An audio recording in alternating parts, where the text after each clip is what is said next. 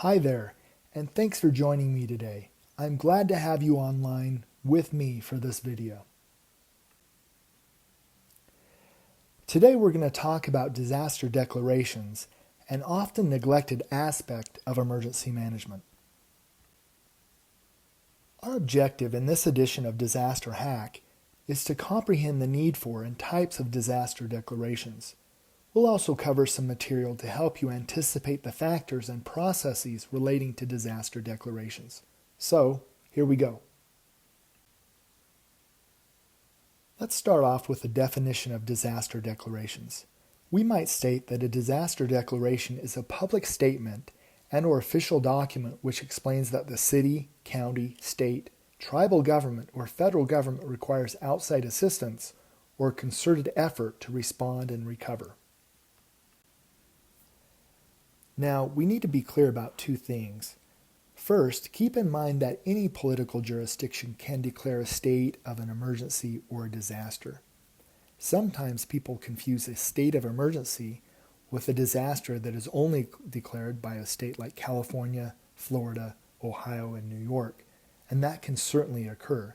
But in this situation, a state of emergency or a state of disaster refers to conditions related to damage, deaths, and disruption. So any jurisdiction can make that declaration. Second, there are two types of declarations, and they are sometimes used interchangeably. A disaster is typically something that is declared by a municipal or state government in relation to natural or technological events. These are also approved by FEMA and the President if warranted. An emergency declaration, in contrast, is often used by the President for cases related to national security or other unusual situations, such as COVID-19. The declaration process typically starts at the lowest levels of government and then works its way up to the President. If the city cannot respond alone, it will seek help from the county government. If the county cannot respond by itself, it will ask the state for assistance. And the process continues from the state or tribal government up to the federal government. If federal disaster assistance is warranted, the President will issue an approval for the disaster declaration. If federal disaster relief is not justified, then FEMA will actually reject the request. Now keep in mind, tribal disaster declarations have changed recently. Tribal governments can now issue their own requests and bypass states. This makes sense because tribal governments are autonomous entities and are not necessarily subject to the states in which they reside physically. I forgot to mention on the prior slide that the President could declare a national emergency in certain situations without the process beginning at the local level. Regardless, there's a whole host of reasons why disaster declarations will be issued and approved.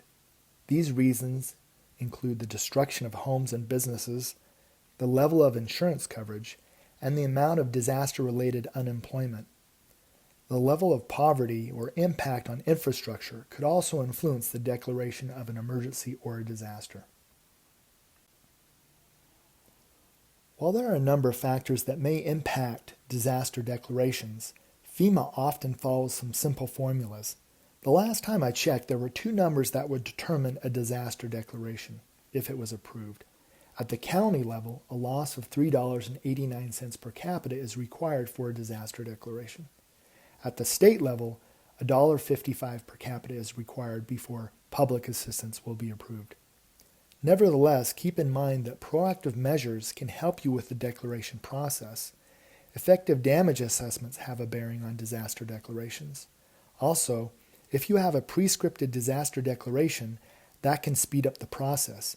In essence, you simply fill in the blanks about deaths, damages, economic losses, and other impacts. This will help you turn in the disaster declaration quickly. While there are some formal federal guidelines, disaster declarations are always not so clear-cut. Politicians, whether mayors, county commissioners, governors, senators, or representatives, will pressure FEMA and the President to issue a declaration. Their goal is to get as many resources as possible to help the community or state or tribal government recover quickly and as completely as possible.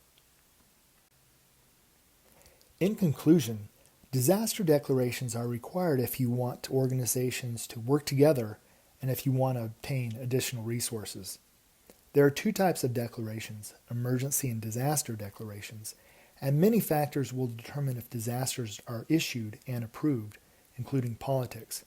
However, formulas provided by FEMA will often play the largest determining role in disaster declarations. If you are seeking further information about disaster declarations, I would refer you to the following articles. They'll great and they'll help. Thanks again for joining me, and have a great day.